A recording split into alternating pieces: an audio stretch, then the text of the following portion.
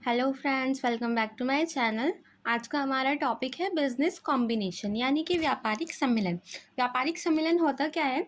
Business combination refers to the voluntary joining of two और more business units to achieve common objectives and reduce competition. यानी कि व्यापारिक सम्मेलन दो या दो से अधिक व्यापारिक इकाइयों का समान उद्देश्य प्राप्त करने और प्रतिस्पर्धा को कम करने के लिए स्वैच्छिक रूप से एक होना है। यानी कि जब दो या दो से ज़्यादा कंपनियां मर्ज कर रही हैं, आपस में मिल रही हैं, उससे क्या होगा? उनका एक तो गोल सेम होगा, तभी वो अपने आप में आपस में सम्मिलन करेंगे यानी कि कॉम्बिनेशन करेंगे। और उससे क्या होगा, जब अब सेम गोल वाली कंपनीज मिल जाएंगी तो कंपटीशन अपने आप से कम हो जाएगा। तो वो क्या करेंगे, स्वैच्छिक रूप से मिल रही हैं। उसके बाद इसकी डेफिनेशन दी है हॉरोल्ड कॉन्टर्स एंड ऑर्डरलैंड ने। Business combination means the association of two or more business concerns for the purpose of carrying on business together for achieving common objectives। यानी कि व्यापारिक सम्मेलन का अर्थ दो या दो से अधिक व्यापारिक संस्थाओं का सामान्य उद्देश्य की प्राप्ति हेतु संयुक्त रूप से व्यापार करना है। इसके बाद इसकी विशेषताएं क्या होती हैं? इन्वॉल्व्स टू और मोर बिजनेस यूनिट्स, क्योंकि इसमें सम्मेलन कर रहे हैं तो क्या होगा, दो या दो से अधिक व्यापारिक इकाइयां होंगी। उसके बाद common objectives and mutual interest, क्योंकि तभी वो कॉम्बिनेशन करेंगे जब उनका समान उद्देश्य होगा और दोनों का ही फायदा होगा, यानी कि आपसी हित होते हैं। उसके बाद लीगल एग्रीमेंट और अंडरस्टैंडिंग, यानी कि एक कानूनी समझौता या सहमति होती है। यानी कि आपने बोल दिया और आपने मान लिया कि हमारा कॉम्बिनेशन हो गया, नहीं, आपको पूरा अपना लीगल प्रोसीजर इसके लिए करना होगा। उसके बाद रिडक्शन इन इंटरनल कंपटीशन, क्योंकि आंतरिक प्रतिस्पर्धा में कमी इसलिए होगी क्योंकि सेम ऑब्जेक्टिव से आप दोनों कंपनीज का या दो से ज़्यादा कंपनीज का वो आपस में साथ में आ रही है, तो उनका जो आपस में जो कॉम्पिटिशन था वो कम हो जाएगा। फिर मे बी टेम्पररी और परमानेंट, यानी कि ज़रूरी नहीं कि अगर आपने कॉम्बिनेशन किया है तो वो आपको परमानेंटली रखना होगा या फिर वो टेम्पररी भी हो सकता है। वो आपकी जैसी चॉइस है, सभी आपके कंपनीज की, पार्टनर्स की अपने, आप उस अकॉर्डिंग कर सकते हैं। अब उसके बाद इसके ऑब्जेक्टिव्स क्या होते हैं, किस लिए कराया जाता है कॉम्बिनेशन? एलिमिनेट अनहेल्दी कॉम्पिटिशन, यानी कि अनुचित प्रतिस्पर्धा को कम करना। यानी कि जिसकी कोई नीड नहीं है, कि दो कंपनीज है वो आपस में कॉम्पिटिशन नहीं करना चाह रही है, पर अलग अलग होने की वजह से वो एज अ कॉम्पिटिटर दिखती हैं हमें, तो उससे क्या हो रहा है, वो उनकी अनुचित जो प्रतिस्पर्धा है उसको कम कर रहे हैं वो साथ में आकर। उसके बाद अचीव इकोनॉमिक्स ऑफ सेल्स, यानी कि पैमाने की अर्थव्यवस्था प्राप्त करना, क्योंकि वो साथ में बेटर वर्क कर सकते हैं। उससे क्या होगी, जो उनकी अर्थव्यवस्था होगी, उनकी इकोनॉमिक्स होगी, वो बेटर होगी। उसके बाद इंक्रीज बार्गेनिंग पावर, यानी कि सौदेबाजी की शक्ति बढ़ाना, क्योंकि अगर अगर वो दो तीन कंपनियां मिलकर एक बड़ी कंपनी बन रही हैं तो उससे क्या होगी, वो अपने प्राइस पर ज़्यादा इफेक्ट डाल पाएंगी, उस प्रोडक्ट के, पर्टिकुलर प्रोडक्ट के प्राइस पर। तो उससे क्या होगी, सौदेबाजी की उनकी शक्ति बढ़ेगी, क्योंकि मार्केट कम हो जाएगा उसका, प्रोडक्ट का एक जगह आ जाएगा।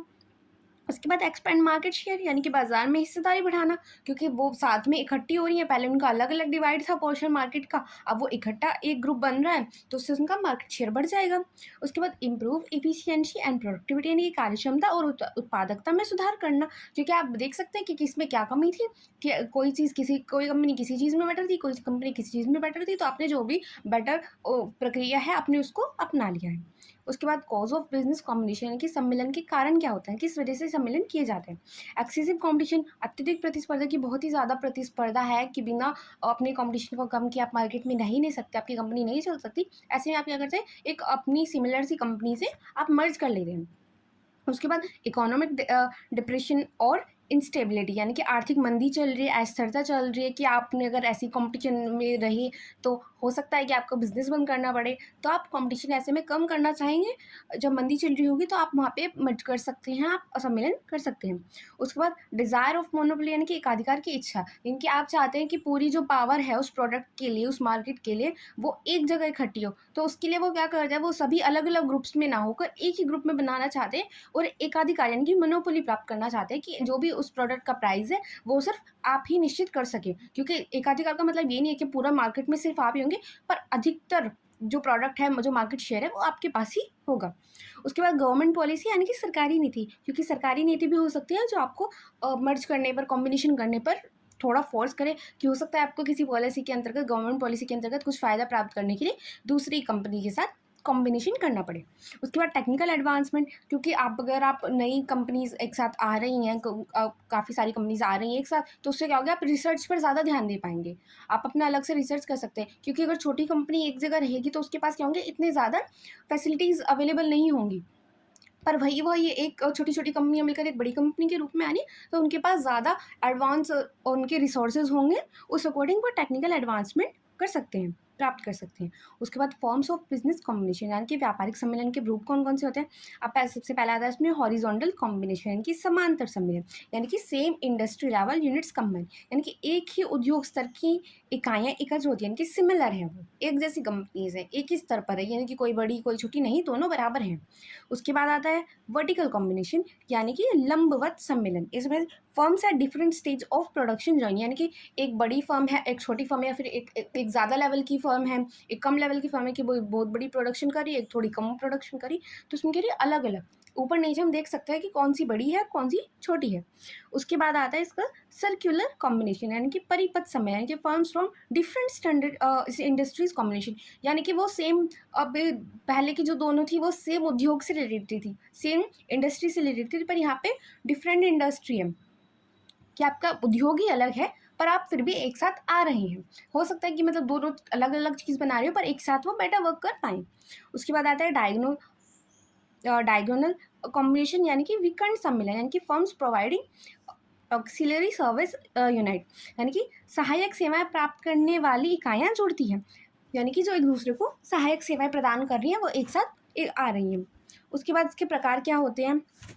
इसमें सबसे पहले आता है हमारा एमेरिगेशन यानी कि समामेलन, यानी कि वो दो या दो से ज़्यादा कंपनियां मिलकर एक नई कंपनी बना रही है। ये नहीं कि वो पहले नाम से चलती रही है, नहीं, वो असमामेलन के अंतर्गत अपने पुराने स्वरूप को तो एंड कर रही हैं, जो भी उनके पुराने नाम थे दोनों कंपनी का वो वहाँ पे समाप्त करके एज अ नई कंपनी जो उनकी कॉम्बिनेशन को दिखाती है उसके रूप में आ रही है। उसके बाद मर्जर यानी कि विलय, यानी कि इसके अंतर्गत भी दो या दो से ज़्यादा कंपनियां मिलकर एज अ नई कंपनी आती हैं और उन दोनों ही कंपनीज़ के म्यूचुअल बेनिफिट्स होते हैं, यानी कि दोनों को ही फ़ायदा होता है। उसके बाद टेक ओवर, यानी कि जो बड़ी कंपनी है वो छोटी कंपनी पर टेक ओवर कर रही है, यानी उसको अपने अंतर्गत मिला रही है।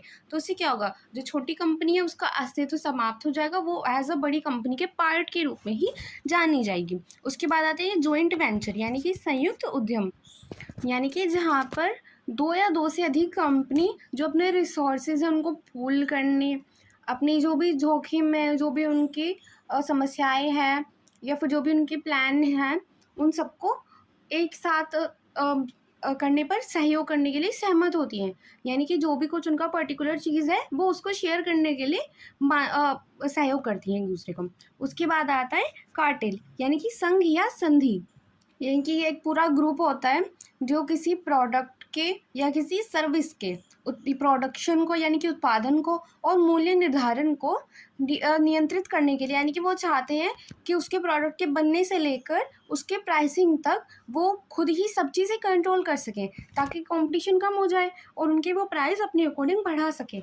तो वही कार्टेल कहलाता है, यानी कि उसमें सभी जो कंपनीज़ हैं, जो ग्रुप्स हैं बिजनेस के, वो मिल जाते हैं, जो प्रोडक्ट बनाने से लेकर प्राइसिंग तक, यानी कि प्रोडक्ट जिस भी लेवल तक जाएगा वो सभी इसके अंतर्गत ही आएंगे ताकि वो क्या कर सके, प्राइस पर अपना ज़्यादा कंट्रोल कर सकें और प्रोडक्शन पर भी। इसके बाद आता है रेशनलाइजेशन यानी कि व्यवस्थीकरण। Rationalisation refers to the recognition of business operations to increase efficiency and reduce waste or duplication, यानी कि व्यवस्थितीकरण का अर्थ है व्यावसायिक कार्यों का इस प्रकार पुनर्गठन करना जिससे दक्षता बढ़े और अपव्यय या दोहराव कम हो, यानी कि आप इस तरह अपना प्लान कर रहे हैं, इस तरह आप अपने पुनर्गठन कर रहे हैं कि आपकी जो इफ़िशियंसी है, यानी कि जो आप जिस तरह से कार्य कर रहे हैं कुशलता आपकी वो बढ़े, और जो आपकी वेस्ट है, आपकी डुप्लीकेशन, यानी कि जो दो दो जगह काम हो रहा है, दोहराव हो रहा है काम का, जो आपको एक ही बार करना था पर चीज़ें दो दो बार हो रही हैं, तो आप उन सबको कम कर सकें। इसकी डेफिनेशन दी है एसपी गुप्ता ने।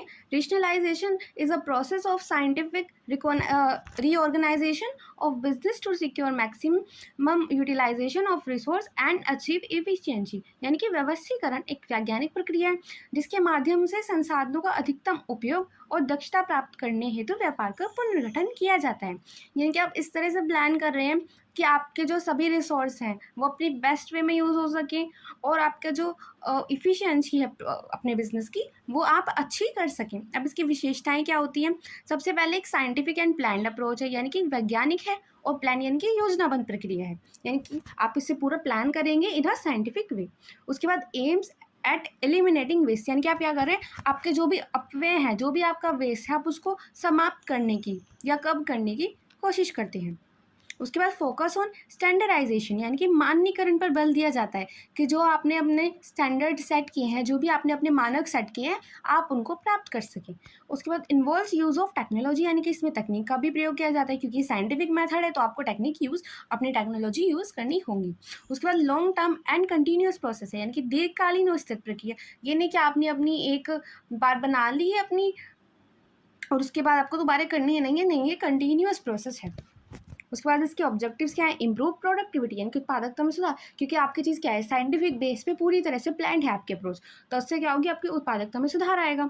उसके बाद आते हैं मिनिमाइज कॉस्ट ऑफ प्रोडक्शन, यानी कि अगर आपका वेस्ट कम होगा तो उससे क्या होगी, आपकी उत्पादन लागत को न्यूनतम करना, क्योंकि अगर आप अपने वेस्ट कम करेंगे, आप बेटर वे में वर्क करेंगे, आपकी इफिशियंसी बढ़ेगी, तो उससे आपकी उत्पादन लागत स्वयं कम हो जाएगी। उसके बाद optimum use of machines and labour, यानी कि मशीनों और श्रम का आदर्श प्रयोग, क्योंकि आप क्या कर रहे हैं, अपने सभी संसाधनों को बेटर वे में यूज़ कर रहे हैं, तो इससे क्या होगी, आपकी जो भी मशीनें हैं, जो भी आपकी लेबर है, उनका आदर्श उपयोग हो पाएगा। उसके बाद इंक्रीज प्रॉफिट, क्योंकि वेस्ट कम होगा, प्रोडक्ट अच्छा बनेगा, एफिशिएंटली वर्क होगा, तो आपके जो लाभ हैं उनमें स्वयं ही वृद्धि हो जाएगी। अब इसके सिद्धांत क्या होते हैं, standardisation of tools and equipment, यानी कि उपकरणों और औजारों का मानकीकरण, क्योंकि आप क्या कर रहे हैं, आप अपने मानक सेट कर रहे हैं, आप अपने स्टैंडर्ड सेट करें कि किस आधार पर आप इनको बांटेंगे, ताकि आपके जो भी रिसोर्स हैं, आप उनको अपने बेस्ट वे में इफिशियंटली प्रयोग कर सकें। उसके बाद स्पेशलाइजेशन ऑफ वर्क, यानी कि कार्य का विशेषीकरण, यानी कि जिस विशेष कार्य के आधार पर आप उनको बांट रहे हैं, वो उस वे में अपने आप यूज़ कर सके। उसके बाद सिंप्लीफिकेशन ऑफ टास्क, यानी कि कार्यों का सरलीकरण, यानी कि एक बड़े विशेष कार्य को आप छोटे छोटे भागों में बांट रहे हैं, ताकि वो इजीली आप अपने एम्प्लॉयज़ को समझा सकें और वो उसको अचीव कर सकें। उसके बाद इफेक्टिव प्लानिंग, यानी कि प्रभावी योजना बनाना, क्योंकि आप प्लान करके अपनी साइंटिफिक वे में पहले से ही अपनी प्लानिंग तैयार कर रहे हैं, तो इससे वो प्रभावी होगी। उसके बाद इसके लाभ क्या होते हैं, इन्हेंस इफिशियंसी, दक्षता को बढ़ाता है। उसके बाद रिड्यूस कॉस्ट, क्योंकि आपके वेस्ट कम हो रहे हैं तो आपकी कॉस्ट भी कम हो जाएगी। उसके बाद इंप्रूव प्रोडक्ट क्वालिटी, क्योंकि आप बेटर वे में काम कर रहे हैं, आपके सारे प्रोडक्ट अच्छे यूज़ हो रहे हैं, और प्लानिंग भी अच्छी है आपकी, तो आपके प्रोडक्ट में खुद से गुणवत्ता में सुधार आएगा। उसके बाद इनकरेज इनोवेशन, यानी कि नवाचार को प्रोत्साहन करते हैं, क्योंकि आप साइंटिफिक मेथड्स अपने यूज़ कर रहे हैं, तो इससे आपका क्या होगा, इनोवेशन होगा, नवाचार बढ़ेगा। और उसकी हानियाँ क्या होती है, हाई इनिशियल ग्रोथ, प्रारंभिक लागत अधिक होती है, क्योंकि आपको पहले साइंटिफिक वे में पूरी प्लानिंग करनी पड़ेगी, उस आधार पर आप अपनी अप्रोच तैयार करेंगे, तो उससे क्या होगा, शुरू में जो आपकी लागत है वो कम आएगी, फिर वो धीरे धीरे टाइम के साथ बैलेंस हो जाएगी। उसके बाद पर शुरू में कमी आएगी, उसके बाद रेसिस्टेंस फ्रॉम एम्प्लॉयज, की कर्मचारियों का विरोध हो सकता है, क्योंकि कर्मचारी हो सकते हैं कि वो नई अप्रोच नहीं अपनाना चाहें, वो इनोवेशन के खिलाफ हो जाएं, तो हो सकता है कि आपको उनका विरोध भी झेलना पड़े। उसके बाद टेम्पररी अनएम्प्लॉयमेंट, क्योंकि अस्थायी बेरोजगारी हो सकती है, क्योंकि आप मशीनों पर ज़्यादा डिपेंड हो रहे हैं इसमें शुरू में, तो हो सकता है कि आपको आपके जो एम्प्लॉयज़ हैं उनको थोड़ा बेरोज़गारी का सामना करना पड़े temporarily.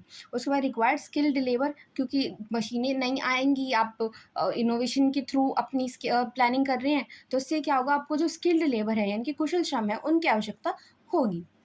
Thank you for watching.